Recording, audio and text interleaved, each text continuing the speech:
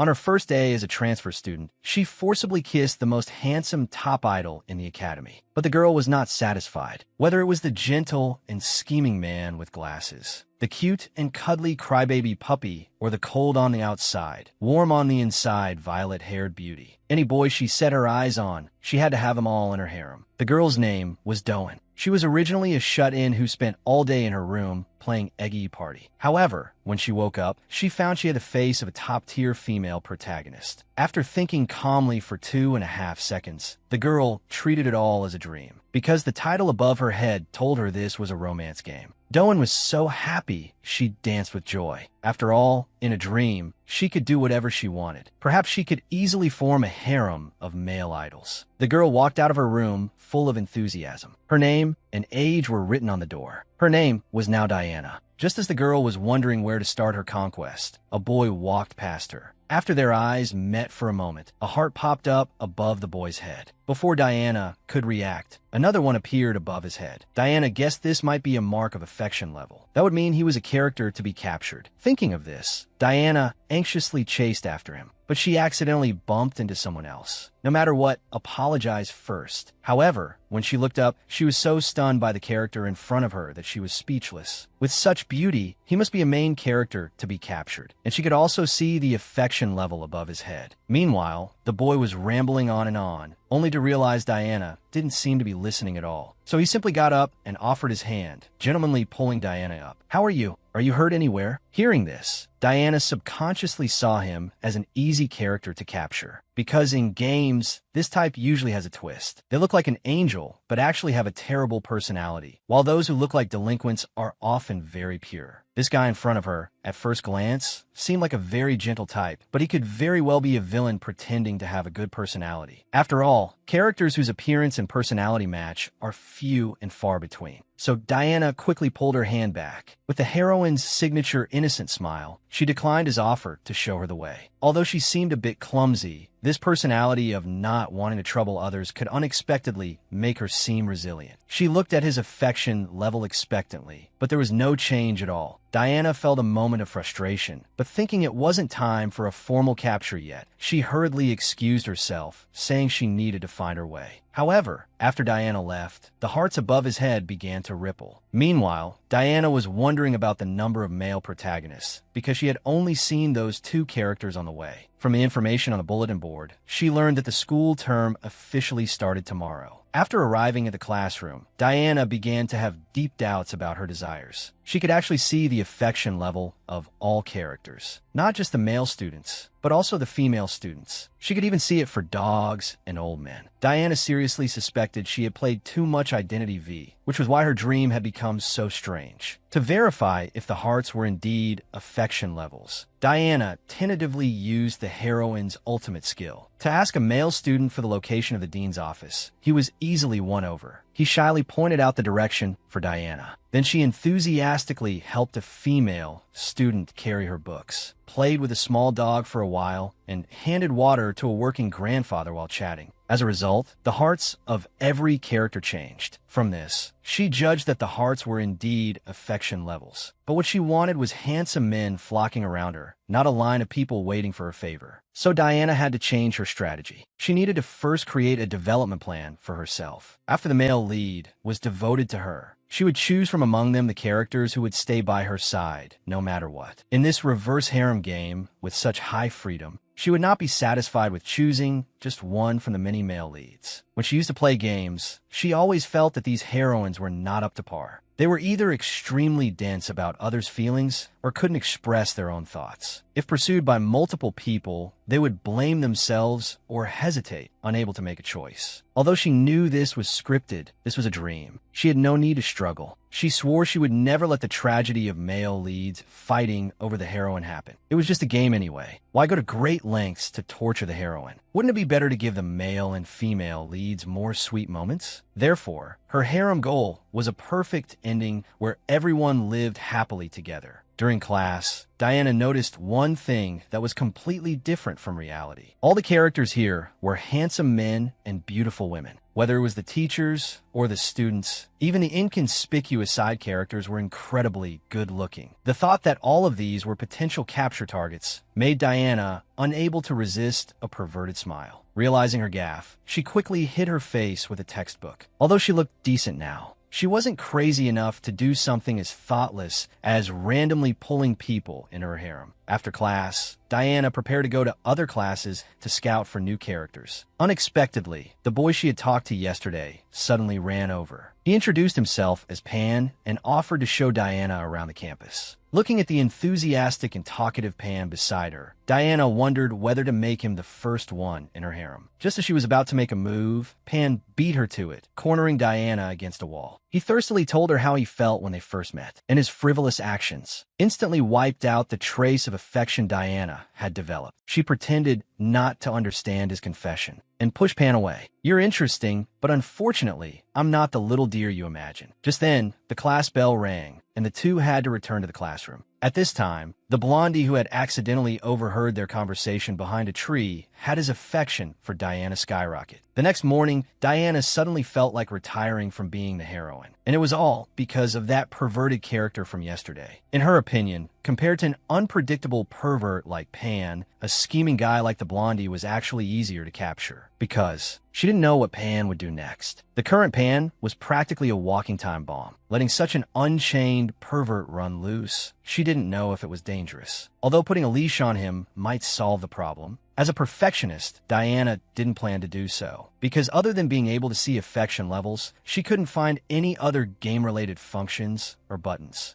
This meant she had no save option. She had to try her best to achieve the perfect ending in one go. Just as Diana arrived at the classroom full of confidence, Pan shamelessly invited her to go out with him again. Although Diana refused, citing her need to study, this guy acted as if he couldn't understand human language, following her from morning till night. Diana wished she could punch him in the face. Because of this guy, her capture plan had made no progress at all. At this moment, Diana went to a corner to punch a wall, venting her anger. Since this was a dream, it should go as she wished. Can't the characters she dislikes just be sensible and disappear on their own? Anyway, this dream has been going on for quite some time. Rather than waking up from the dream with nothing to show for it, it would be better to get rid of Pan before that. Suddenly, a hand touched her forehead. "Are you okay, miss? If you keep hitting it like that, you'll get a bruise." Diana turned her head and saw it was the scheming guy she had met before. To verify how much he had seen, Diana nervously asked him when he arrived and what he wanted with her. But the blondie just smiled and called out Diana's name. And the moment she heard her name, Diana realized he actually had two hearts above his head, because that crazy perverted dear boy also had two hearts. Diana had to suspect that the blondie in front of her was also a weirdo like Pan. Looking at the wary Diana, the blondie had a sudden realization. He easily explained that he knew about Diana's current situation, reminding her not to resort to any extreme measures to solve the problem. "I happened to see you being threatened by Pan that day. I thought it would be fine after you went back, but I didn't expect him to still be pestering you.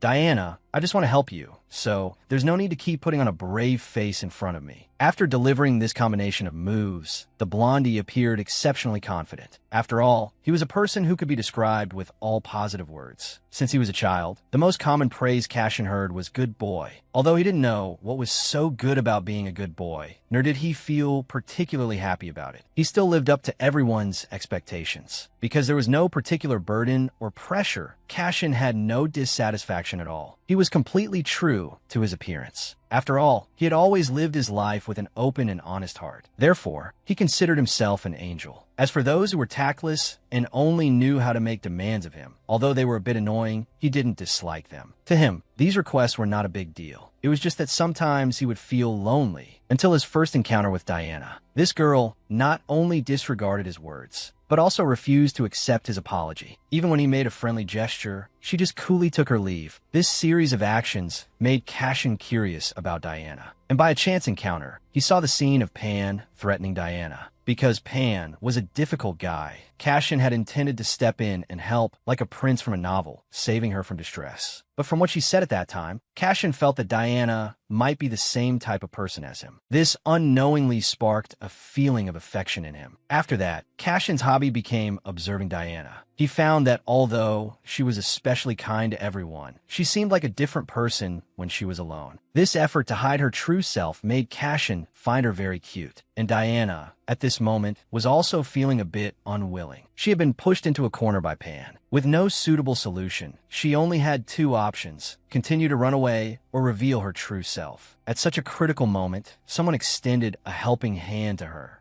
That person not only knew her true self, but was also willing to accept her unconditionally. However, just as Cashin thought he could become Diana's savior, Diana suddenly questioned his words. If it's really as you say, then prove it to me. I'm tired of this anyway. With that, Diana lunged for Cashin's lips, pushing him against the wall. Greedily tasting, the two separated after a moment. Cashin was still bewildered by what had just happened. Diana's wall slam interrupted his thoughts. It turned out he didn't really understand Diana at all. The Diana he knew was a bit more innocent. If that's the case, on what grounds did he arbitrarily assume Diana was the same kind of person as him, judging others so freely, forcibly creating an image of his own imagination? How was he any different from those other people? For a moment, Cashin didn't know if he should apologize or be angry. A sense of shame born from arrogance filled his mind. Just then, Diana held his face. Why are you making that expression? Is it because of the kiss just now? Seeing Cashin's face flush red, not looking angry, Diana had thought her impulsive act would end the game right there. The affection level didn't change at all. Could it be that Cashin is the type who likes to be dominated? At this moment, Cashin was still mocking his own hypocrisy. You also think I'm a dark and pathetic person, don't you? Facing Cashin's question, Diana showed a brilliant smile. Do you like me? Didn't you say you wanted to help me? Saying this, she hugged Cashin. I want to be on the same side as you too. Cashin burst into tears. It turned out that having someone who understands and is willing to accept you is such a happy feeling. Whether she was an angel who saved him or a demon who would drag him to hell, Cashin just wanted to hold Diana's hand tightly. Afterward, Diana teased Cashin about his embarrassment just now. Suddenly, Cashin asked, "Do you know my name?" Diana broke out in a cold sweat, stammering and unable to speak. She felt ashamed in her heart. They had already kissed, yet she didn't even know his name. Seeing her flustered expression, Cashin couldn't help but laugh out loud. "You could just call me Cashin. Also, I like you, Diana." He left a kiss on Diana's cheek. This sudden attack surprised Diana a little. Cashin playfully explained, "I wanted to kiss you too."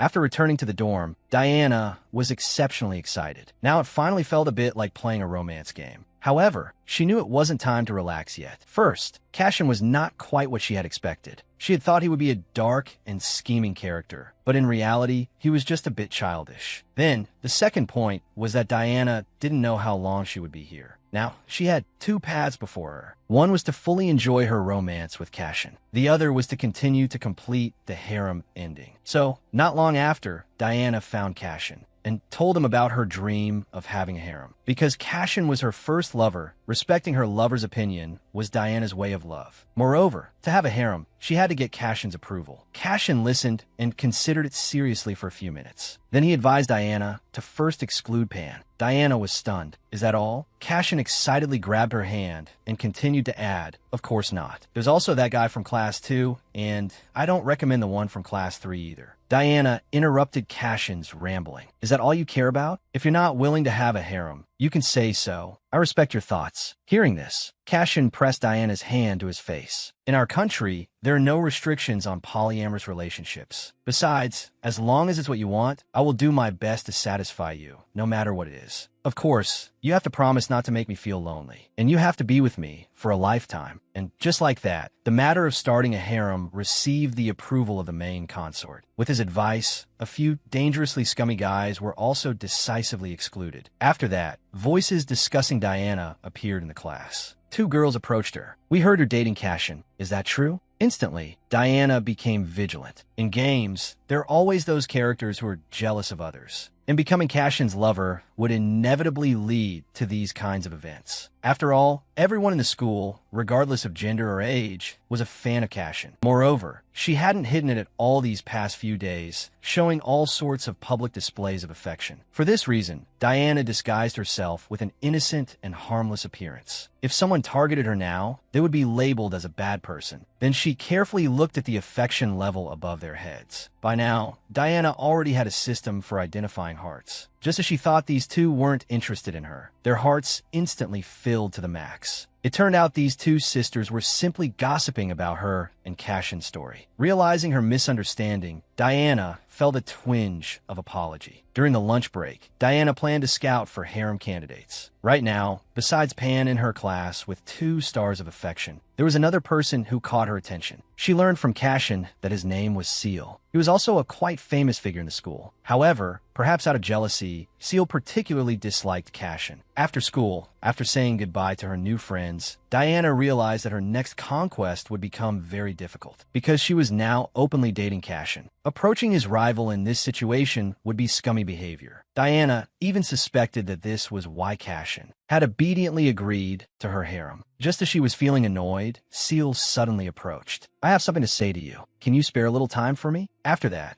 Diana followed Seal outside. His affection level was almost non-existent. Because her date with Cashin was approaching, Diana had to stop him, hoping he would get straight to the point. Unexpectedly, Seal suddenly warned Diana, "You might be deceived by Cashin. That guy's always liked to act aloof. With his mentality, it's impossible for him to be serious about dating you. So you should stop before you get hurt." Diana was speechless. Why do all these scheming characters like to push her into a corner? At first glance, these words seem to be for my own good, but in reality, he's just venting his dissatisfaction with Cashin. Cashin has never revealed his true self to the public. Therefore, Diana treated Seal's words as his own delusions. However, on the surface, she still pretended to be obedient. This caused Seal's affection level to rise a bit. However, Seal's nagging wasn't over. He promised that if Diana left Cashin's side, he would become her new lover as compensation. Diana was suddenly at a loss. She held Seal's face and studied it carefully, as if she was really considering whether to accept that ridiculous proposal. "So everything you've done with Cashin, can you replace it all?" Seal was stunned for a moment, then promised he would do it with all his heart. "In that case, can I call you by your pet name, Bambi, from now on?" Seal immediately blushed and asked Diana how she knew that name. Diana frankly explained the reason. "Because Cashin is my lover." It turned out she had learned from Cashin that he and Seal were actually childhood friends. But because he had called Seal by his pet name in front of classmates in elementary school, he had been resented by him for 10 years. At the same time, Diana invited Seal to be her number 2 lover. These bold words made Seal doubt his own ears for a moment. Just as he grabbed Diana, wanting to ask clearly what Cashin had said, Cashin appeared in time to interrupt them. Seeing the newcomer, Seal panicked. At this moment, he was holding another person's girlfriend's hand in a delicate position. And not long ago, he was trying to steal her away. Seal felt so guilty, he didn't know how to explain. Seeing him break out in a cold sweat, speechless, Diana took the initiative to help him out, claiming they were just chatting a bit. Seal was suddenly a little touched. Could it be that what this girl said just now was all a joke? But he dismissed the thought. It's also possible she said that so she wouldn't get caught. After all, to be able to lie so calmly, she must not be a simple character. As she was leaving, Diana turned back and waved. "See you tomorrow, Bambi." Seal was instantly struck by lightning. Little did he know, there was no misunderstanding between the couple up ahead. The only one in turmoil, because of Diana's words, was Seal. She had transmigrated into a reverse harem romance game to create a perfect harem ending. On the first day, she forcibly kissed the Academy idol Cashin, making him her main consort. And her second target for capture was Cashin's childhood friend, Seal. She learned from Cashin that Seal's real name was Bambi. In this world, people don't name their newborns directly. Usually, they're told their real names only after they grow up. Over time, a culture developed where only family members would call them by their real names. At the age of 4, Seal learned that his real name was Bambi. It was inspired by the name of a fairy tale book he liked. His mother dreamed of marrying someone named Bambi when she was young, so she named her son Bambi. And his father was also quite unreliable. Hearing his wife say this, he immediately wanted to fight with his son for the name. Seal swore at that time that he would definitely change his name when he grew up. However, now his was wavering slightly. For some reason, Diana's figure always appeared in his dreams. The next day, an oversleeping Seal rushed to the classroom. On the way, he bumped into Cashin. The two of them were childhood friends. But because Cashin called him Bambi when they first met, Seal's first impression of him was extremely bad. For this reason, he also wanted to leave a not-so-good memory for Cashin. However, whether in studies or sports, or even in socializing, there was not a single thing Seal could surpass Cashin in. But the two were friends, after all. Even if he lost, Seal wouldn't feel bad. However, as soon as he thought of Cashin calling him Bambi, Seal's anger towards Cashin would quickly rise. He ignored Cashin and walked past him quickly, his mind recalling Diana saying she wanted to date other guys. But Cashin's expression now seemed completely oblivious. He originally thought he was the one being pursued, but from the way he ran over panting last time, Cashin was the one being deceived. An absurd image formed in Seal's mind. Cashin clinging to Diana like a simp, only to be ruthlessly abandoned by her in the end. Seal suddenly felt a little sorry for Cashin. Although he was excellent at everything, he didn't expect his taste in girlfriends to be so bad. Out of sympathy, Seal turned around to remind Cashin, "Maybe you and that girl are not that compatible." As he was leaving, he was stopped by Cashin. "Not that girl. It's Diana. Be careful not to call her by the wrong name in the future." After returning to the classroom, Seal was about to die of anger at Cashin's stupidity. He couldn't figure out what tricks Diana had used. To uncover Diana's secret, Seal decided to use his own face to capture her. He believed that with his looks, he could see what she was up to. And so, the perennial number 2, Seal, began his soul-stirring seduction of Diana. Never underestimating anything was Seal's principle. So he prepared to investigate Diana first. As everyone knows, most of the students at this school were admitted through special recruitment. Among them were children of the upper class, as well as people with outstanding talents in certain fields. It could be said to be a place where talent and wealth met. However, this suddenly transferred Diana was an exception. Seal knew all the children of the powerful families, but he had never heard of Diana. For this reason, he asked others in the class for their impression of Diana. It turned out that most people's knowledge of her was limited to being Cashin's lover. This kind of information was useless as a reference. Besides, saying she was kind and had a good personality was all nonsense. Helpless, he had to resort to a more direct approach. He would personally tail and follow Diana to gather intelligence. Just as he was fantasizing about unmasking Diana, she had already spotted him. Diana walked straight over. "It seems you've been following me for a while. Is there something you want to say to me?" Hearing this, Seal was so embarrassed his face turned red. To properly resolve the current situation, all the books he had ever read flashed through his mind. The knowledge he had accumulated to defeat Cashin finally came in handy. He knelt on one knee. "The reason I'm doing this is to win your heart, my lady." The moment he finished speaking, an unprecedented sense of humiliation spread throughout Seal's body. He quickly explained that what he had just said was a joke. But after seeing Diana smile, he heard his own heart beating violently with immense clarity. He still hadn't recovered, even by nightfall. Seal couldn't understand why a girl would deliberately tease him with the name Bambi. It's impossible that someone in this world doesn't know what it means to call someone by their real name. Usually, only very close friends or family members would use real names. Could it be that Diana knew this and did it on purpose? The purpose was to attract him. Thinking of this, Seal incoherently told himself not to overthink it. Cashin was already Diana's lover. He shouldn't have these shameless thoughts. To suppress the jealousy in his heart, Seal took out a romance novel to adjust his mood. Outside the room, his parents looked at each other, puzzled by Seal's abnormality. Although it was a bit strange, his mother could see at a glance that Seal was actually enjoying it. The next day, Cashin was walking with Diana. Suddenly, Cashin brought up the matter of Seal's confession yesterday. Seeing his lover happy about being confessed to by another guy, Cashin's mood was a bit complicated, but he quickly smiled and said it was just a joke. And Diana told Cashin that although the confession was indeed real, she could feel that he wasn't that sincere. She had the school hunk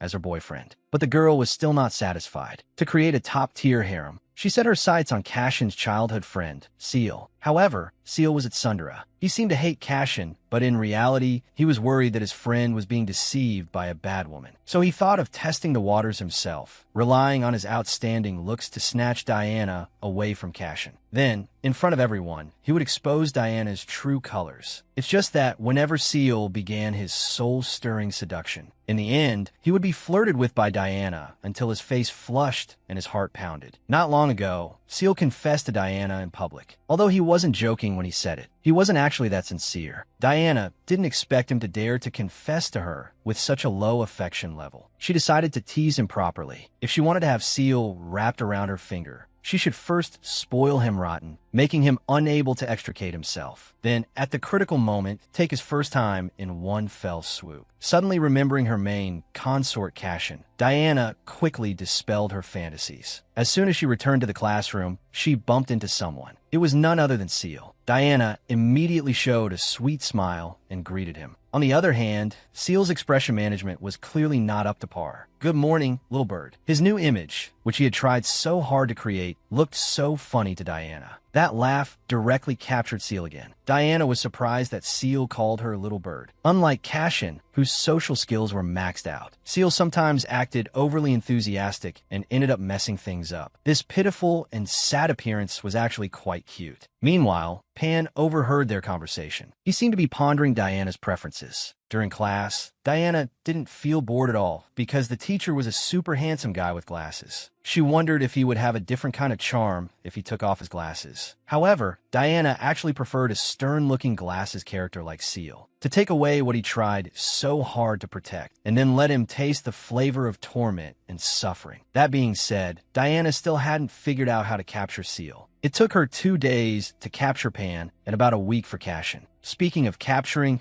thinking about it carefully, she hadn't really done anything at all. Diana suddenly began to doubt her own abilities. Could it be that the setting is that as long as they serve her, she can capture them easily? Wouldn't that mean she could really build a super harem? On the other hand, Seal was also incredibly confident. He felt that his morning greeting was simply impeccable. At this rate, capturing Diana's heart was just a matter of time. Just then, he noticed Pan in the bushes. Seal and Pan also knew each other since they were young. Although Pan had never made any major mistakes, his behavior always had a twisted feeling. Seeing Pan burying something alive back then left a serious psychological scar on Seal. Seal wanted to pretend he didn't see him, but suddenly he heard Pan mention Diana. The next day, Diana found a gift box at her dorm room door. She guessed that it wouldn't be the kind of gift she was thinking of, because Cashin wouldn't surprise her in this way. After opening it, she found a small bird. There was also a letter. Diana immediately rushed to the classroom. She found Pan right away. "Can you come with me to a place where there's no one to talk?" Hearing this, Pan of course agreed immediately, but he misunderstood her intentions. Their conversation was overheard by Seal. During class, the teacher noticed that 3 students were absent from the classroom. This was a big blow to him as an excellent teacher. At this time, Seal followed the 2 to a small grove. He was so nervous that cold sweat dripped down his face. After all, this was his first time skipping class. He saw Diana take out a rope from her bag and ask, "Are you the one who sent this kind of gift to me?" Although Seal had also mentioned a little bird, a person like him would never do such a thing. Even if he did, he would definitely not tie a rope to the bird. In game terms, Seal is the shy Thunder type, while Pan is the dark and dangerous type. At this moment, Pan completely misunderstood the meaning of Diana's words. He excitedly grabbed Diana's hands. "I knew it. Even though there was no name or anything written, you would definitely know it was me. It seems we were destined for each other. But where is that bird now? I tied a rope to it so it wouldn't escape. Could it have suffocated because it was put in a box?" Diana interrupted Pan and explained that she had let the bird go. "Let's forget it this time, but don't let there be a next time." As soon as she finished speaking, Pan burst into tears. Seeing this scene, Diana was completely stunned. Just as she thought he was about to have a sudden awakening and turn over a new leaf, she heard Pan say that next time he would remember to clip the bird's wings before sending it. He really is a complete scumbag. The scene before him left the peeping Seal in a bit of a mess. He didn't know why Diana had made Pan cry. He also couldn't understand their relationship. Yesterday, he vaguely heard Pan say he wanted to give Diana a gift. Analyzing all the signs, they were not just ordinary friends. And just now, Pan was shouting something about being destined. Such words could only be said by a fiancé. Then what about Cashin? How many men was Diana hiding? Suddenly, Seal had a realization. His purpose in coming here was just to confirm that Pan wouldn't do anything dangerous. Whether Diana and Pan were in that kind of relationship, whether she was playing with Cashin's feelings, none of it had anything to do with him. It's just that his heart ached inexplicably. A few days ago, when he was reading a romance novel, he felt quite good. The sweet words in it didn't seem real, but they did make him feel sweet. Pan's questioning voice startled Seal. "Why am I the only one who can't? It doesn't matter if it's Cashin or Seal. I like you so much." Diana looked coldly at Pan in front of her. Just as Pan said, she had so frivolously pulled Seal into her harem. Why did she have to reject only Pan? Was it because she sensed Pan's danger? In the end, her confusion turned into annoyance. Diana couldn't be bothered to explain further. In short, you're just not acceptable. The gift you sent doesn't make me happy at all. Besides, you don't even know me. In your eyes, do I have to like everyone? Pan still looked like he was on the verge of tears. He asked Diana, is it because Seal understands you that you like him? Suddenly hearing his own name, Seal felt the shame of being the other man. He believed that being caught by her fiancé liking someone else, Diana would surely panic. But Diana just smiled confidently and then denied what Pan had said. The unexpected answer surprised both of them. Seal, while relieved that he had escaped disaster, also felt a little disappointed, but soon his mood became excited again. What I mean is, it's not because Seal understands me that I like him. It's because Seal works hard enough, whether we end up together or not. I think he is a more charming person than you.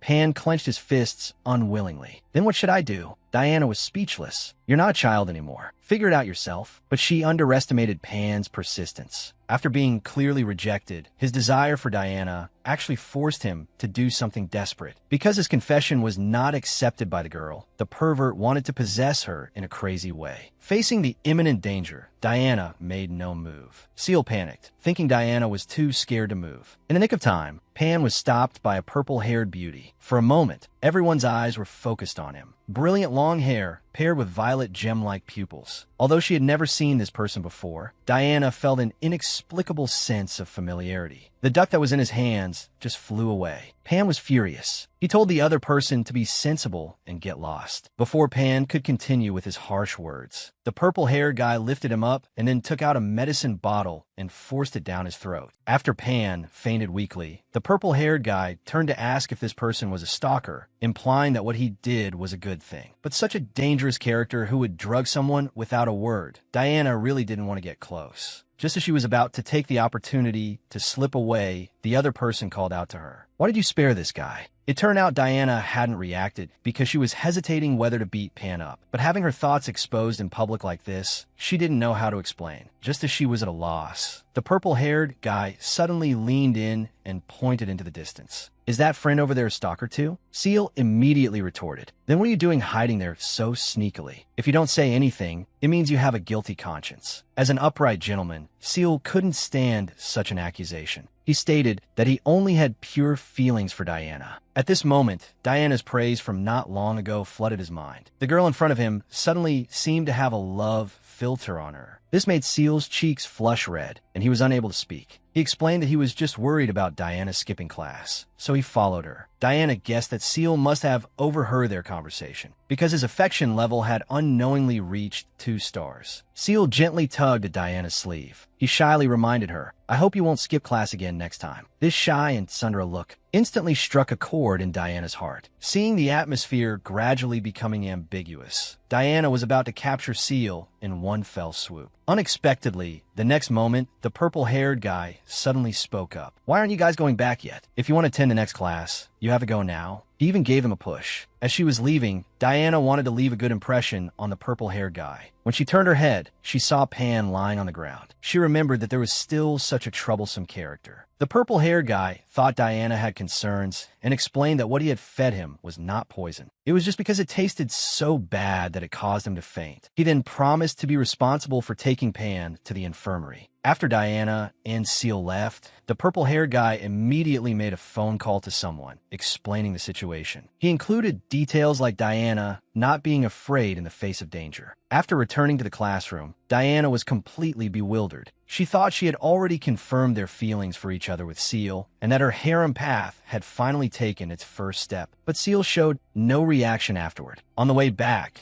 the pink, ambiguous atmosphere was so obvious. However, he suddenly became cold at the classroom door. At first, Diana thought Seal was just shy, but every time she tried to find him, Seal would disappear without a trace. So, Diana told her main consort Cashin about the situation. He thought that Seal avoiding her was not playing hard to get. Perhaps she didn't need to worry so much and let the feelings develop gradually. But she was afraid that Seal would gradually forget why he was running away. And since then, Pan hadn't come to class either. She couldn't guarantee that Seal had nothing to do with this matter. Although she believed Seal was not that kind of character, because there was no rewind option, she was not confident about whether she could capture Seal. Suddenly, Diana woke up with a start, asking Cashin if she had shown a pitiful expression. At this moment, unable to bring back her little concubine, she was like a male lion who had failed in a hunt. And Cashin also understood Diana's concerns. He smiled slightly. I know, choosing someone based on feeling alone is a dangerous thing. It's natural to have such thoughts, but you don't need to worry at all. Seal is exactly the kind of person you imagine him to be. He won't hold a grudge. Also, you don't need to worry about the disappointment you just felt. To me, Diana is perfect at all times. And the anxiety you just mentioned, it's just like how I felt when I first started dating you.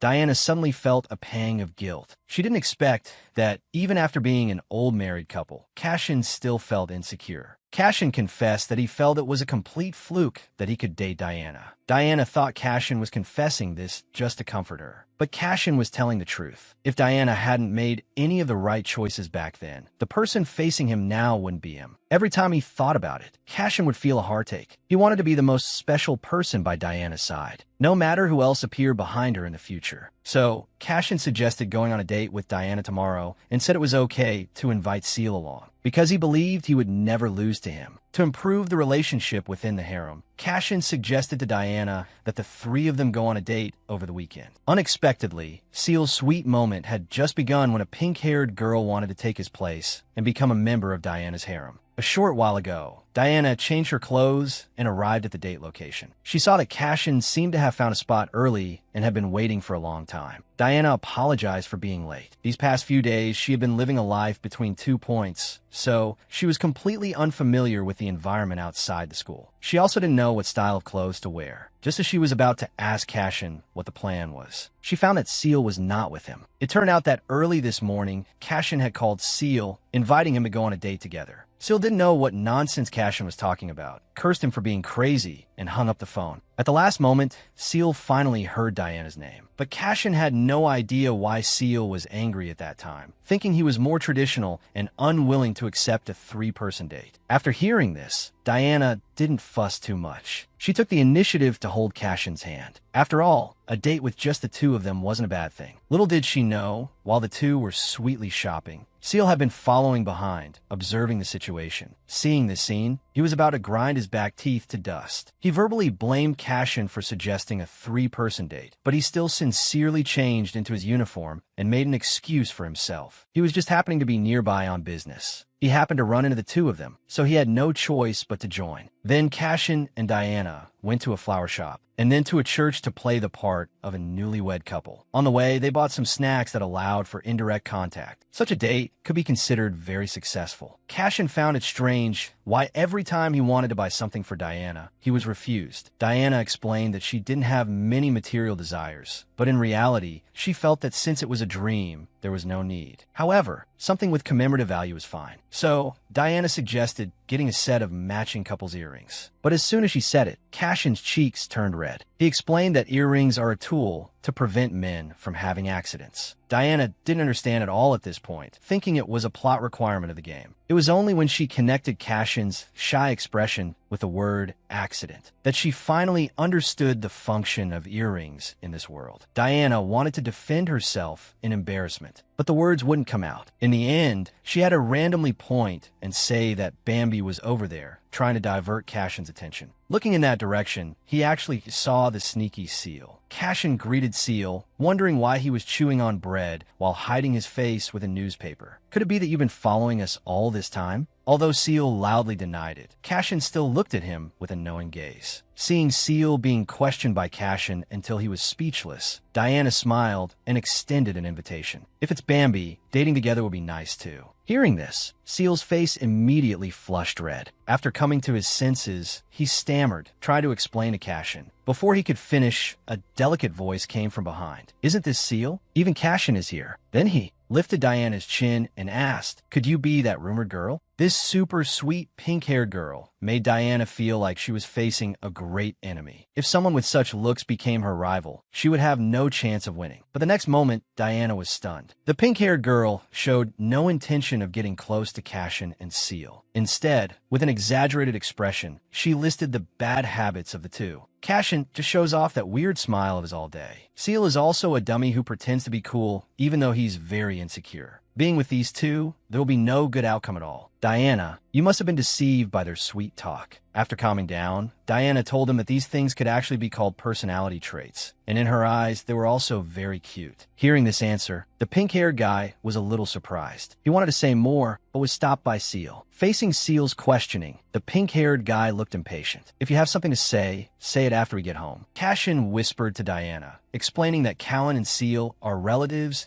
and often live together during their school days. Watching the scene of Seal scolding Callan, Diana didn't feel heartbroken. Instead, she watched with great interest. She remarked that Seal was a responsible older brother. Seal sighed deeply and then denied this identity. He was not a good older brother at all. Hearing this, Diana quickly hugged Callan tightly. Callan's attitude of not explaining at all annoyed Seal. Callan is clearly the one causing trouble. Why are you ganging up with him? If you don't make it clear, then I will. The Callan in her arms suddenly trembled. I'm going back. Hearing this, Seal was stunned, somewhat in disbelief of Callan's words. Being so direct was not his usual style at all. The two passed each other. Callan revealed a fierce look. Are you not satisfied, even if I say I'm going back? In the face of such an aura, Seal was too scared to speak. Before leaving, Callan turned to remind Cashin, you better not talk nonsense either, or you'll regret it. At this moment, Diana was still immersed in the atmosphere of watching the drama. Suddenly, a clear call came. Callan smiled brightly and promised to see them next time. After saying goodbye to Callan and Seal, Cashin leaned in front of Diana. If you're curious, I'm willing to tell you anything. Their faces got closer and closer. But thinking of Callan's final warning, Diana suppressed her curiosity. Because compared to Callan's identity, she cared more about the sweetness that was right in front of her. She went on a date with her two boyfriends, originally wanting to improve the relationship within the harem. Unexpectedly, a pink-haired guy appeared on the way and declared his love for her. After some understanding, she learned that the pink-haired guy's name was Callan, a relative of Seal's family. After returning home, Seal immediately questioned Callan about what he was trying to do. But facing the furious Seal, Callan looked playful. A while ago, I heard a rumor that you confessed to Cashin's lover. I thought you were just making a useless effort to win against him. But looking at your pathetic state now, it seems you're quite sincere about Diana. You dressed up so handsomely, not only allowing her to call you by your real name, but even willing to be your concubine. Seal impatiently interrupted Callan's mockery, explaining that he just wanted a normal relationship. In other words, you have no relationship with Diana.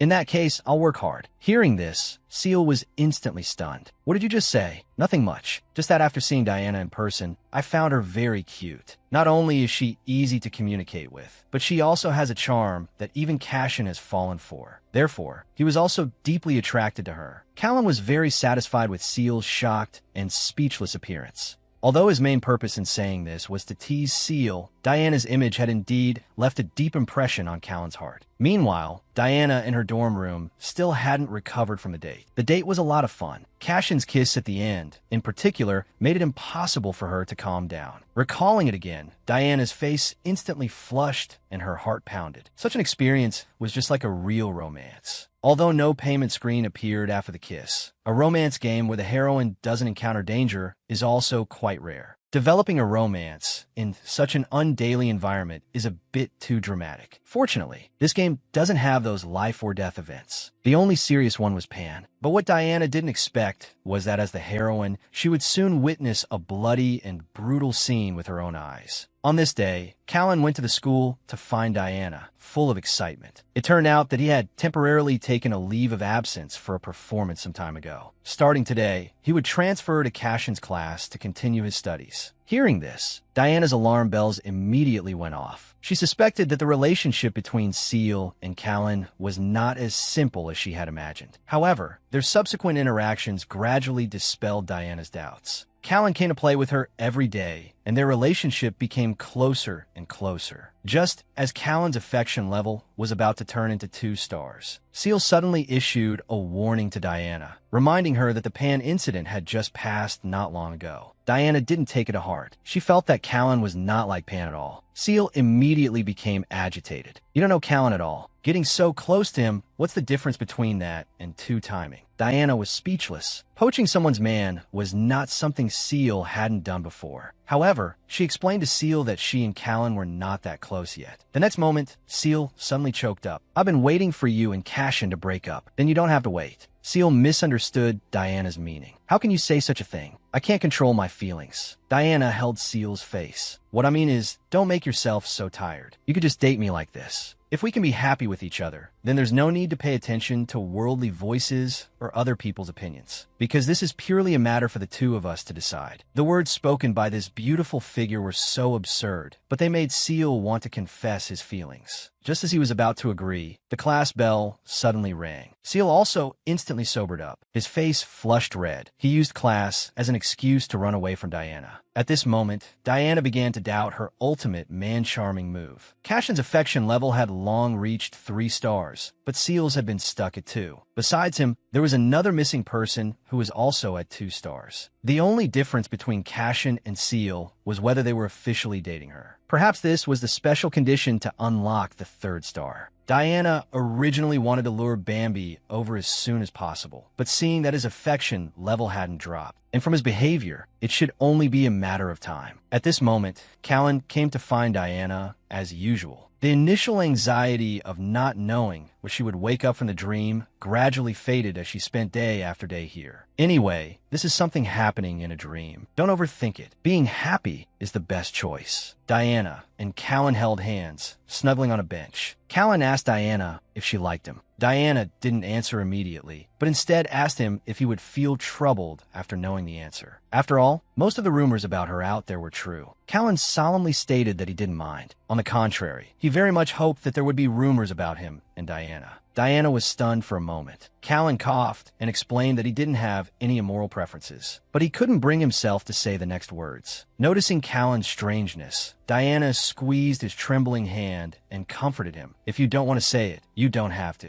Even though we haven't known each other for long, I also know that you are someone I like. If you are ready in the future, you can tell me anytime." Although Callan might be a dangerous person, Diana still followed her heart and made her own choice. After all, Cashin didn't show any hostility towards Callan at that time. Hearing what Diana said, Callan's affection levels started to rise again, bit by bit. He couldn't help but slowly move closer to Diana's lips. The girl whose temporary goal was to build a harem actually took the initiative to express her love for the pink-haired guy, promising that no matter what unspeakable secrets Callan had, she would not ask. Being so considerate by the person he loved, the pink-haired guy was deeply moved. He squeezed Diana's hand and spoke excitedly. Diana's gaze was locked on Callan's affection level. The heart grew to 2 stars and then froze. She guessed it was because their feelings for each other were not deep enough yet. Although it was a pity, she could only think of other ways. At this moment, Callan suddenly took the initiative to bring up his secret because he wanted to respond to Diana's feelings. Just as Callan was about to speak, the arrival of a man interrupted the conversation. "Isn't this Callan? Why are you still the same as before?" The next moment, a murderous intent appeared on Callan's face. Diana, on the other hand, was completely clueless. Callan stood up, saying he was going to chat with an acquaintance on the other side. "Can you wait here for a moment?" After saying that, Callan and the man left, leaving Diana alone and confused. Callan impatiently questioned the man, "Why did you come here? Don't you know about my enrollment?" The man chuckled. "Can't I come and see my little sister?" Callan immediately realized that this man had snuck into the school from outside. He wanted to send the man out before he was discovered, but the other party was ungrateful, grabbing Callan's arm and ordering him to introduce Diana to him. This rude gesture instantly annoyed Callan, and he flung the man's hand away. "I'm sending you out for your own good." How disheartening. The one who should be disheartened is me, I guess. Why are you deliberately avoiding that girl to talk to me? Have you not told her the truth yet? It seems you also know this is embarrassing. In that case, I'll go tell her right now. Before he could continue, Callan raised his fist as large as a sandbag and smashed it towards the man. Blood gradually stained the man's shirt. At this moment, a questioning voice forced Callan to stop his fists. Not far away, Diana was looking at him with a shocked expression. In an instant, a roar echoed in Callan's mind. He tried to explain to Diana incoherently, but didn't know where to start. At this time, Diana was also very dissatisfied with the man. Her perfectly good conquest plan had been completely ruined by him, so she suggested they just bury the person here. Although becoming an accomplice with Diana was very exciting, Callan still rejected this plan. At the same time, the man staggered up from the ground. Then he suddenly lunged at Callan's head. In an instant, Diana was shocked by the scene before her. The sweet, pink-haired girl from before was gone. In her place was a young man with light purple hair. Since he was little, Callan had been particularly interested in bows and dolls. He swore to live like this forever. Those who disapproved of him were worthless in his eyes. His only family was his mother. Although Callan's father passed away very early, Callan's childhood was not lonely at all. On the contrary, he lived a happy life because his mother always supported his decisions and would even proactively buy those gifts for him. Although strange whispers would come from those around him from time to time, he felt very secure under his mother's doting love. Until one day, his mother brought home an uncle. She claimed they would be seeing each other often from now on, and this was Callan's brother. Callan shyly greeted them, but it triggered the man's questions. Their unbearable insults deeply wounded Callan's heart. Callan immediately fled back to his room. He threw all his clothes on the floor. His mother hugged Callan from behind. And no matter what you are like, Mom just want Callan to be happy. That uncle from just now, Mom won't let him come again. But Callan didn't agree, because he also hoped his mother could be happy. Since the two of them got along well, he was willing to change for his mother. Later, his mother and the uncle successfully remarried. And Callan also changed a lot, no longer obsessed with those things as before. By a chance encounter, Callan met Cecil. He was very surprised by Callan's transformation, perhaps because it reminded him of the past. Callan, on an impulse, told Cecil what had happened. Cecil didn't understand at all why Callan was so obsessed with clothes that in that case. Can't you just wear them in secret? After getting the answer, Callan ran out excitedly. As long as no one found out, he could continue to pursue the things he liked, and no one would be disappointed in him for it. For many years, Callan secretly dressed himself up as another person. Although the long-term hiding made him feel repressed, he could sacrifice anything for his hobby. He had always firmly believed this, until his brother burst into the room, tearing open the page of his secret. His brother completely disregarded Callan's feelings and scrupulously mocking him with his things. I really don't get how a pervert like you could get an invitation to Adania Academy. Looking at his brother's back, Callan wished he could just silence him directly. He had a special fetish for wearing women's clothes since he was little. Although for his mother's happiness, he made a brief change. But in the end, he couldn't suppress his passion. He thought that as long as he hid everything, nothing would happen. But one day his brother accidentally burst into his room and discovered his secret. He also insulted him, saying a pervert like him was not qualified to receive an invitation to Adania Academy. In an instant, Callan had the urge to kill his brother. Soon, the two were scuffling with each other. The outcome, of course, was Callan's defeat and injury. Because of this, his mother and the uncle had a huge fight. At this time, Callan told the two of them about receiving the invitation, because going to school was a way for him to both satisfy his hobby and avoid family conflicts. Unexpectedly, upon hearing this, the uncle showed him a malicious expression. That face was clearly asking him, why should someone like you be able to receive an invitation? Callan could understand his brother being jealous of him. After all, going to Adania was a once-in-a-lifetime opportunity. But the uncle shouldn't be like this. No matter what, he was nominally Callan's father. The next moment, his mother slapped the uncle across the face.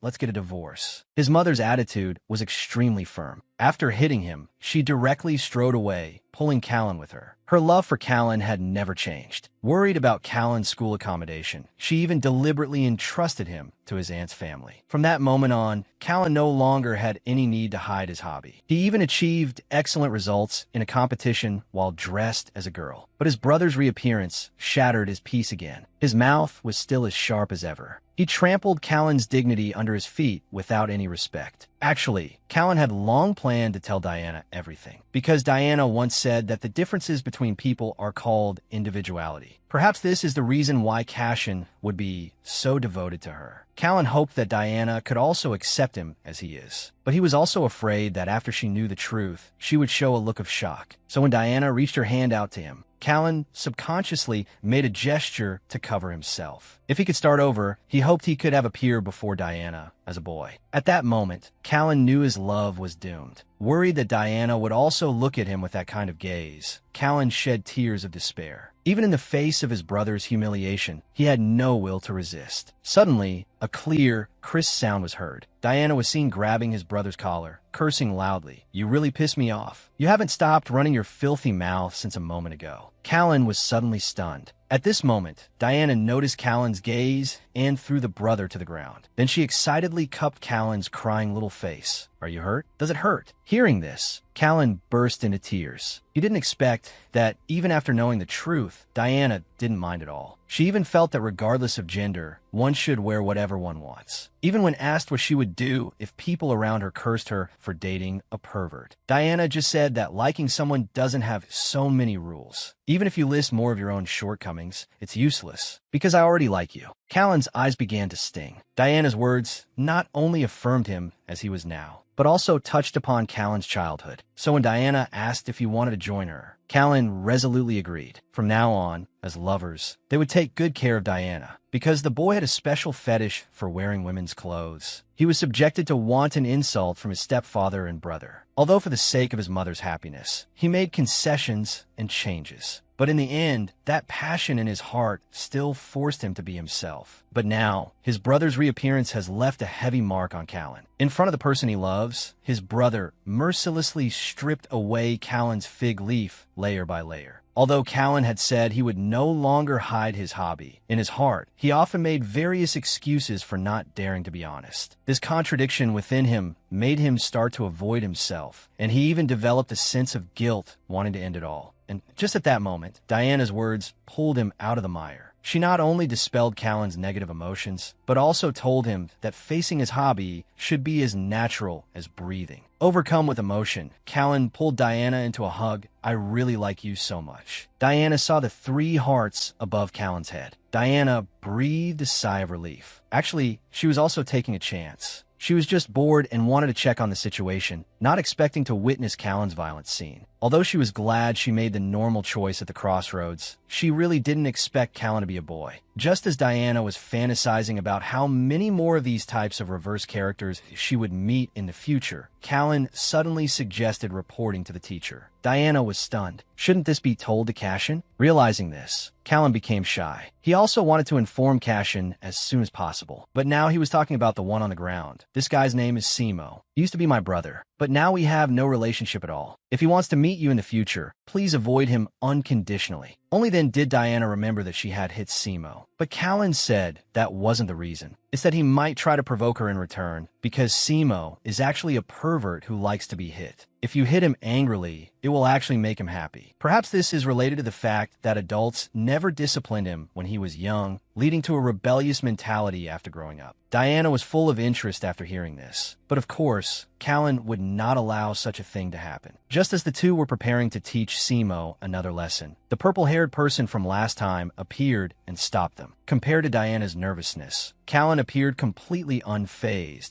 and even nonchalantly began to criticize the other person. Why did the school administrator only arrive now? If outsiders weren't allowed to enter freely in the first place, this wouldn't have happened today, would it? Compared to its reputation, this school's way of handling problems is really sloppy. Besides, can you not put my lover and this pervert together? Seeing the purple-haired person cast a questioning gaze, Diana suddenly felt a little guilty. Suddenly, the purple-haired person's face darkened. "From now on, I will be responsible for the outsider. Student, you can go and report by yourself first." Although dissatisfied, Callan could only agree. Before leaving, Callan hugged Diana and told her not to worry about tomorrow's matter. At this time, the purple-haired person gave Simo medicine again, just like last time. Diana couldn't help but be curious about what would happen tomorrow. It sounded like some kind of common knowledge. Normally, she might ask Cashin, but she didn't want to reveal the fact that she was a player. Suddenly, Diana had an idea. Isn't there a perfect person right in front of her who could clear up her confusion? At the same time, the purple-haired person was gulping down medicine for Simo. Feeling the burning gaze on his back, the purple-haired person asked, "Why haven't you gone back to report? Or are you worried about this outsider?" Just as the purple-haired person was about to leave, Diana called out to him, "Did you help me last time too? I want to thank you, but I don't know how to convey it to you, because I just came to this school not long ago. So, Can I treat you to a cookie or a cup of tea? The purple-haired person actually seemed a little shy after hearing this. I have a lot of cookies and tea in my office. If you eat with me, that will count as thanking me. For a moment, Diana felt like she was the one being conquered. She agreed first and would deal with the consequences later. Although going with a stranger might lead to trouble, she didn't want to miss this opportunity. Besides, this is just a game. After arriving at the office, the purple-haired person politely handed her a large plate of cookies. But he felt that just eating was a bit boring, so he suggested that Diana talk about things here. Although Diana was smiling, she became alert inside. If she didn't answer well, she might be arrested on the spot by the other party. Then, Diana started talking about her recent date. She believed that by using something he was familiar with, she could perfectly bluff her way through. After finishing, she used an expectant expression to inquire about the administrator's affairs. Neither Cashin nor Callan were the same type of person. Therefore, the purple-haired person guessed that Diana also intended to conquer him. Just like that, the two of them chatted for a while, each with their own ulterior motives. After returning to the dormitory, Diana immediately found the academy invitation letter. Combining the purple-haired person's words, Diana realized what role the administrator played in this place, as well as the specific structure of the entire country. Since the purple-haired person said to come again next time, he should be a target she can get closer to. But she also had doubts. Is this invitation letter really as important as the other party said? That Sunder, a little deer, who was supposed to be the heroine's second man, originally wanted to date Diana after she broke up with Cashin. Unexpectedly, with just a moment of inattention, his goddess was snatched up first by the cross-dressing master, Callan. On this day, Cecil was packing his things for school. Student ID and study tools were all ready. He should be able to get to the classroom 30 minutes early today. Suddenly hearing Callan leaving, Cecil chased after him in disbelief. You know, it's good enough if this guy isn't late usually. Callan turned his head, annoyed, and asked Cecil what was wrong. When he saw the skirt on Callan's lower body, Cecil was so shocked his glasses were shaken. Why are you dressed like this monstrosity? You look so strange now, it's not as good as before. Callan said that he wouldn't dress like that anymore in the future. Facing Cecil's confusion, Callan explained that he was no longer afraid of other people's gazes. He never wanted to be a girl in the first place. Cecil indeed noticed that the current Callan looked very relaxed. Perhaps he was narrow-minded before. He should be more supportive of Callan's decisions in the future. At this time, Callan stammered out another reason. He and Diana started dating yesterday. Diana said she would accept him no matter what he was like. Hearing this, Cecil's mind was in chaos. Afterwards, Cecil dragged Callan to find Cashin. Cashin was not at all surprised by their arrival. Learning that Cashin already knew about this, Cecil trembled with anger. Why is Callan dating Diana? If you and Diana broke up, shouldn't it be my turn to date her now? Both Callan and Cashin were stunned by this statement. Looking at Cecil's expression, which was on the verge of tears from being wronged, Callan seriously suspected this person was crazy. What on earth did Diana do to Cecil to make him like this? But on second thought, maybe Diana will get tired of Cecil because of this, and he'll have one less competitor. Just as Callan was secretly gloating, Cashin advised Cecil to watch his attitude. It's Diana's freedom to date anyone, and Diana and I haven't broken up, so please don't spread rumors. Sensing Cashin's sharp gaze, Callan instantly sobered up. His thought of eliminating a love rival would hinder Diana. Diana is popular everywhere. That's undeniable. Seeing that Cashin was about to say something about him, Callan defiantly interrupted him. He would explain his own matters himself. At this moment, Cashin felt that Callan was not a bad choice. Little did the three of them know. While they were bickering, Diana had been hiding nearby and observing. It's just that she had no idea what these people were doing. Because Diana once said her dream was to raise 100 puppies, Cashin carefully observed every member of Diana's harem. Although Callan's hobby was surprising, he had a certain degree of perceptiveness and knew how to hide his desires. Most importantly, he didn't seem to have any impure intentions. Presumably, if something unexpected happened, he would also do his best to help Diana. What he needed to do now was to judge whether these newly added dogs were beneficial to Diana. If Diana really insisted on a harmful object joining, then he would definitely find a way to turn it into a useful one. The only regret was that Diana didn't rely on him for much. Suddenly, a voice came from behind Cashin, treating others so naturally as dogs. Are you any different from a dog yourself? Cashin turned his head sharply. He found no one behind him. He really wanted to refute that person's words. If Diana could always look at him with those emerald green eyes and love him as deeply as ever. Then he wouldn't care if he was a dog or whatever. Last night, from the invitation, Diana learned the reason for her transfer to this school. She was admitted exceptionally because of her athletic talent. Diana didn't plan to just ignore this. First, she was the female protagonist. Second, this information might contain secrets about the original owner of the body. Moreover, if she messed up, she might be expelled from the academy. For the sake of her harem dream, Diana stayed up all night trying various sports, but to no avail. So the next morning, she prepared to go ask the administrator about the situation. Unexpectedly, she discovered the administrator's blood-red eyes. Just as Diana was wondering why the administrator was crying, her gaze shifted to the administrator's sexy body. For a moment, Diana regretted not conquering such a top-tier specimen sooner. And it was at this moment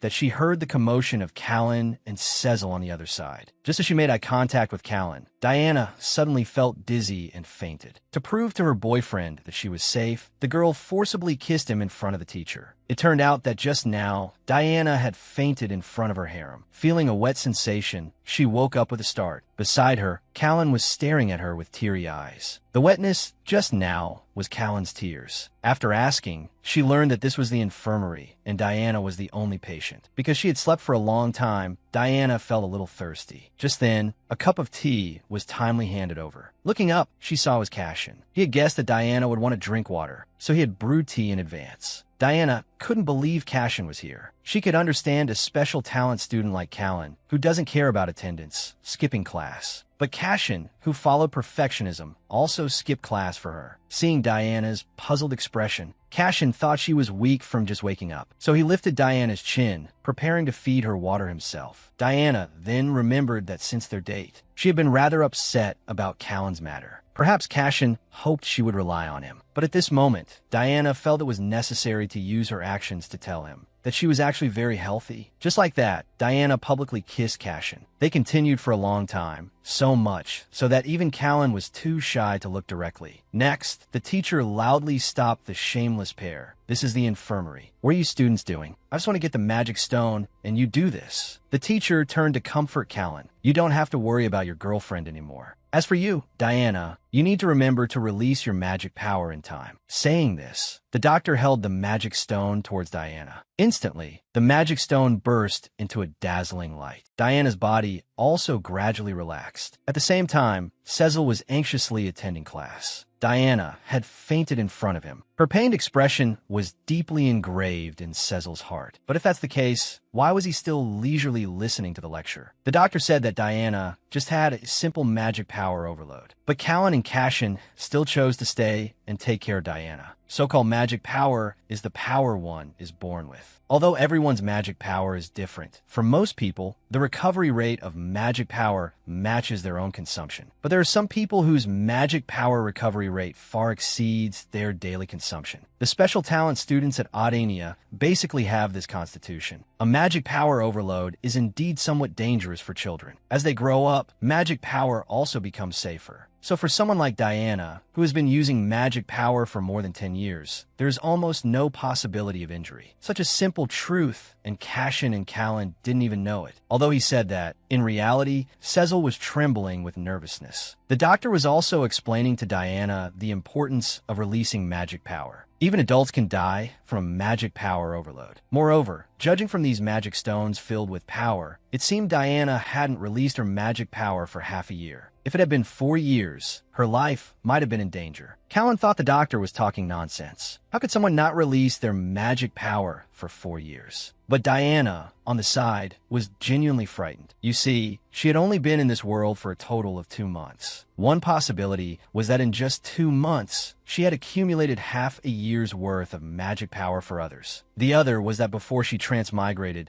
the original owner of the body had not used magic power for a long time. But she was the protagonist, after all. Maybe she had some special identity. No matter what, she had to find a solution first. Currently, Diana only knew the daily ways to consume magic power. These are just a drop in the bucket for her, because asking directly how to consume magic power would be strange. So Diana tactfully asked the doctor how to improve the effect of using magic power and how to use magic power to protect the natural environment. Asking this way made it seem like she had encountered a bottleneck in her research. pretending to be a dedicated educator and asking humbly. This trick should be quite effective. Cashin couldn't help but stifle a laugh on the side, but Diana couldn't be bothered with anything else. She continued to release her heroin charm. Coincidentally, the doctor also had an interest in this area. His favorability towards Diana rose sharply. Afterwards, the doctor told Diana the truth. To effectively release magic power, it is most effective to use it in one's area of specialty. It seems you've been hoarding magic power to avoid waste. But for you, this is already the most effective method. The so-called storing magic power in a magic stone for backup is just a rumor. Just like Callan uses a specific piano to perform. Diana, you brought your own magic tool, right? Hearing this, Diana's face turned pale. For the past 2 months, she had been busy with romance. How would she know anything about a magic tool? Being questioned repeatedly by the teacher, Diana hesitated whether to make up an excuse to get by for now and secretly inquire about the magic tool later. So, should she answer that the tool is a magic dumbbell or a magic yoga mat? Diana looked at the teacher questioning her, thinking about her answer. By the way, the tool that can calm Callan is a piano and singing. But such a big thing can't be carried around. If she told the truth, what would happen then? Hut, hut, hut. The door was suddenly kicked open from the outside. Bambi rushed in anxiously. Everyone's attention was drawn to Bambi. This also successfully helped Diana out of her predicament. At this moment, Bambi only had eyes for Diana, seeing that his beloved was okay. Bambi only then belatedly blushed. To alleviate his own embarrassment, Cecil inexplicably started to tidy up Diana's clothes, while also making a deep confession. If you suddenly get sick like this, I'll be very worried. He was completely unaware of the sharp gazes from the two behind him, the main consort and the second consort. Diana unleashed her charm value, proactively cupping Cecil's face, and directly shot a 100,000-volt super-strong electric current. After receiving it, Cecil's whole body immediately went limp, unable to move. After regaining consciousness, Cecil immediately denied his worry. He fled, too ashamed and angry to show his face. A few days later, the doctor finally couldn't take it anymore. He flared up at Callan and Cashin. Don't you know that a patient needs quiet rest? All right, I'll make a special exception and give it to you today. Callan proactively abdicated, shocking the two of them. It turned out that this incident made Callan understand that he still had to abide by etiquette and rules. He was the second one, after all. So he left Diana and Cashin to take a leisurely walk in the woods, having a sweet date. When no one was around, Diana brazenly kissed Cashin's hand. Unexpectedly, this move directly made Cashin shy. After today's events, Cashin felt that he needed to be more proactive, so he cupped Diana's face. But at this time, Diana was completely immersed in the word proactive that Cashin had said. She said apologetically, "It's all my fault. I didn't take good care of you in your first relationship." Cashin gradually approached, his breath on Diana's neck. "Why did you hide the fact that you don't have a magic tool?" Hearing Cashin say this, Diana's body visibly stiffened. Did he guess? How'd he find out? Cashin suddenly hugged Diana and comforted her. "If you want to hide it, I won't expose anything." But what we encounter today is a major matter related to life and death. Even if the probability is low, it's still very unsettling. Looking at the worried Cashin, Diana patted him comfortingly. It was because of this that he firmly occupied the position of bunny in Diana's heart. While the two were being affectionate, a rustling sound came from the bushes. Pay attention, this is the main consort. Let's see how he manages the heroine's harem. Beneath the calm and harmonious surface of the harem, there are actually hidden, turbulent undercurrents. Can the concubine, who is based on the position of the main consort, escape the control of the cross-dressing master? And how should the not yet ennobled handsome boy conduct himself in this environment? To continue from last time, the magic tool that has been troubling the heroine. Can the main characters successfully help her obtain it? After much inquiry, the ways to obtain a magic tool are 1. Bring it from home. This situation is very common. 2. Apply to the school. Although there is no limit to the number of times for this method, the type must be written down accurately. But Diana doesn't meet either of these conditions. At this time, the considerate main consort, Cashin, made a grand gesture of, "I'm here, don't worry." This was a continuation of their conversation in the woods, and Diana finally decided it was best to just follow him obediently. After reaching an agreement, the two held hands tightly. Diana thought to herself, in a world without major threats, what is there to be afraid of? Even if one day her judgment is wrong and Cashin suddenly goes crazy and wants to harm her, she has already achieved her minimum goal for now. She's already satisfied. She is not as desperate as she was at the beginning. For Diana, This is now the bonus stage. If it ends, it's a pity, but there's no loss. After all, this is a stage where the more you enjoy it, the more you gain. Pay attention. This man had just picked up his lunch. Creak. The door was knocked. Looking at the visitor, the man smiled instead of getting angry and obediently put his food back. After all, who doesn't love a gentle and considerate main consort? The man's name is Sid. He has a head of flowing red hair and a super muscular swordsman's physique. He had previously received a favor from Cashin. The two exchanged a simple yet enthusiastic greeting. Then he was informed that the purpose of this visit was to help Diana borrow a tool. Cashin grabbed Diana's shoulder, forcing her to participate. The woman understood and immediately switched to heroine mode. She introduced herself in a pitiful and moving manner. Strangely, the big red-haired guy was completely unaffected by the heroine's charm skill. This is simply unheard of in the heroine's harem. The other party's reaction made Diana very embarrassed. The big guy asked Diana with confusion if she was a little deer. Diana wondered if he meant her appearance resembled a little deer. After being observed for 10 minutes, the big guy also felt embarrassed. He quickly asked what tool they needed.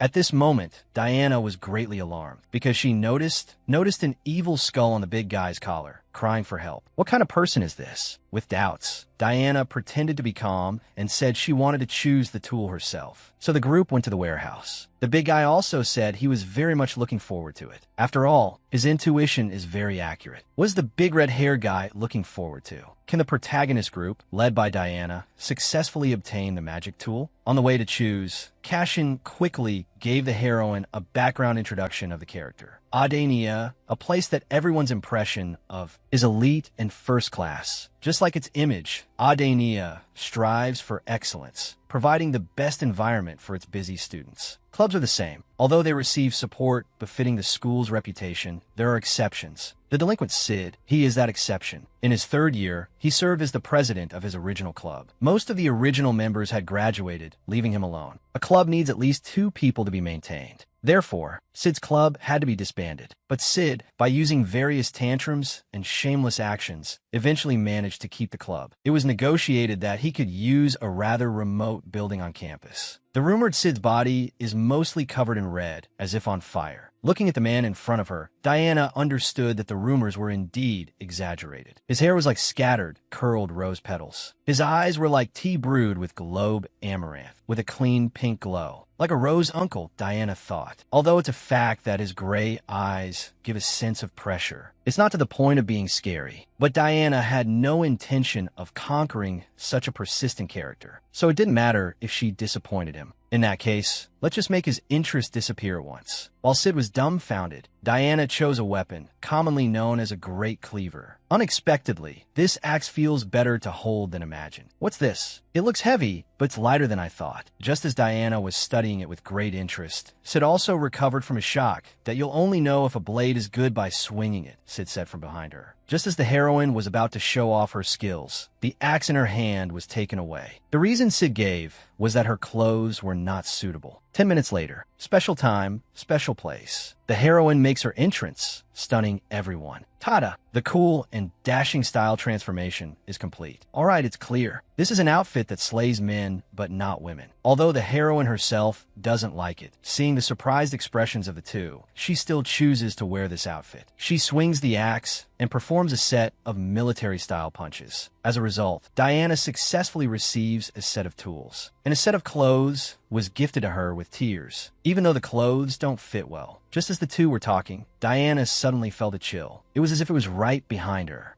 A familiar feeling. A feeling that makes you want to run away from here immediately. Just like seeing those eyes. Instructor Sid comes online, points to the wooden dummy in front, and asks Diana to try hitting it. The heroine is relieved that she's just hitting a wooden dummy, not the worst-case scenario of fighting the big guy. The heroine swings with all her might. Even with the protagonist's halo, she is still a novice. With a crack, the wooden dummy falls to the ground in a mess, completely smashed to pieces. The heroine is really strong. Speaking of which, for the past 2 months, she hasn't used any strength. Holding a pen and eating cookies was all. During this time, she was either playing with friends or dating. Suddenly, Instructor Sid grabs Diana's hand. Your grip is soft. It's like you're using it for the first time. But the heroine is still stuck on, "Why are you grabbing my hand?" I'm actually not familiar with it yet. Turns out he wants to recruit the heroine into his his club. Luckily, Cashin came to the rescue at this time. Good grief. In just this short learning time, Sid's favorability is already at 1 star. As expected of the charming heroine. "Can I ask you a favor?" the tough-as-steel Sid said coquettishly. Just like that, Diana temporarily joined the Combat Technology Research Club. It's the same in dating games. The biggest highlight of the romance genre is the change in the main characters after meeting the heroine. Like a once selfish character falling in love with the protagonist, starts to care about others, or a cold character shows a shy reaction. The reactions that unconsciously appear because they like the other person. Watching that process of them becoming fools is the most fun. So Sid's existence is very reasonable. As long as I can defeat Cashin, I don't care who it is. Cecil, why is he so obsessed with Diana? Because he said, it doesn't matter if it's not that person. But this is just a trick. Love is just a lucky coincidence. Therefore, one must work hard not to let it fly away. Anyone who claims it's fate must be a superstitious fanatic. Of course, Callan knows Cecil is not like that. His inferiority complex towards Cashin is actually cute to a degree, because the root cause is honesty. He feels like he's stealing someone else's lover. The truly detestable part is his inability to think straight. Indeed, if the other person detests Cecil, or until he surrenders, he cannot overcome his own guilt. In this situation, he really has to apologize. Diana knows about this tendency of Cecil's and find it cute. They can maintain their relationship. Callan watches as Cecil finally tells the truth. Cecil admits that he did approach Diana with impure intentions at first, observing the methods she used, until Diana smiled at him, looking at him with eyes full of love. This made it hard for Cecil to sleep. Her natural friendliness? No, he doesn't believe she would tell him his good points, so he really fell in love with her. Looking at Cecil's reaction, Callan can predict 2 things. Even if you realize it now, just give up. If you quit now, you might still have some good memories. This was the story between Callan and Cecil when Diana was out yesterday. So Diana was very surprised when she returned. Who did what to our Bambi? Because he was staring with eyes that were obviously swollen from crying. Diana's heart ached as she ran towards Bambi. After a slow-motion run, the heroine's eyes became moist. I see even that Sundara Bunny stubbornly turned his head to the side, unwilling to be seen anymore. Just as the two were about to touch, the screen froze. The heroine was stunned. Why is he holding his breath? Is it playing hard to get? Good grief. This directly shocked Callan, who was on the side. Unexpectedly, on the issue of whether Bambi was playing hard to get, the heroine Diana even held a tea party to discuss it with Callan. Recalling yesterday's situation, Callan, of course, couldn't admit it. He thought speechlessly, didn't I just play the bad guy for nothing? I actually made Diana sad. This is terrible. He could only eat cake without saying a word. Looking at Callan's reaction, something definitely happened. But there are too many things to worry about right now, including Sid's hint. What does it mean? The administrator incident must be dealt with no matter what. And Bambi's matter. But it feels like something is wrong.